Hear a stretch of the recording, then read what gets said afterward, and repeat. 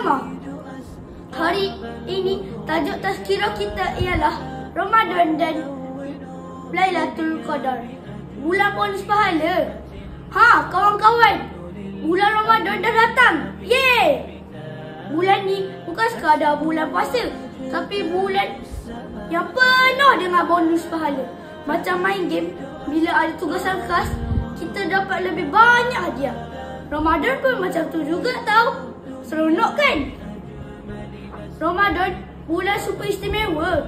Ramadan ni bukan bulan biasa-biasa, tapi bulan luar biasa. Apa yang bersangat? Pertama, pahala dilipat gandakan. Macam main game, kali ini hadiah dari Allah. Yang kedua, dosa-dosa diampunkan. Macam tekan butang reset dosa, dihapuskan semua dosa. Ketiga, syaitan semua kena ikat. Jadi, kalau masih malas solat, siapa yang masih malas solat tu? Fikir-fikirkan. Nabi Muhammad SAW bersabda, siapa yang berpuasa dengan penuh keimanan dan mengharapkan pahala, Allah ampunkan dosa-dosanya yang lalu. Hadis riwayat Bukhari dan Muslim. Wah, rugi kalau tak manfaatkan bulan ni. Kawan-kawan, tahukah apa itu malam misteri yang lebih baik daripada 1000 bulan? Dalam bulan Ramadan, ada satu malam yang sangat istimewa. Namanya Lailatul Qadar. Malam ni lebih baik daripada 1000 bulan. Kalau dikira, lebih kurang 83 tahun. Bayangkan, kita buat satu solat pada malam ni, pahala dia sama macam kita solat setiap hari selama 83 tahun. Hebat kan?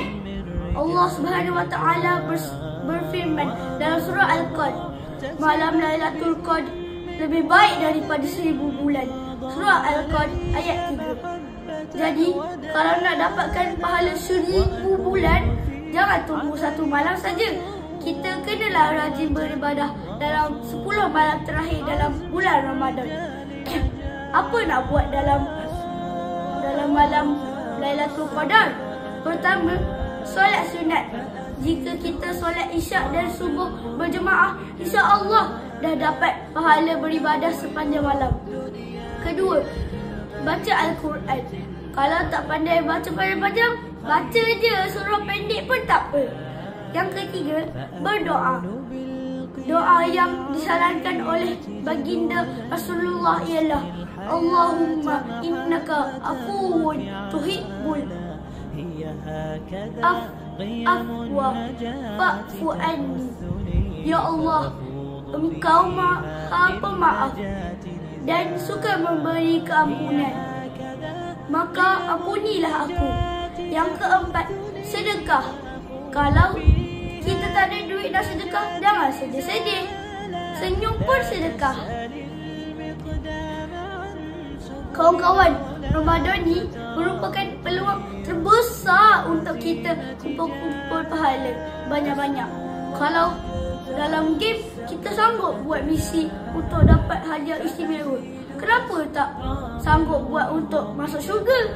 Jadi, jom jadikan Ramadan kali ini paling hebat dan bermakna. Siapa nak masuk syurga? Angkat tangan. Sekian wabillahi taufiq wal hidayah. Wassalamualaikum warahmatullahi wabarakatuh.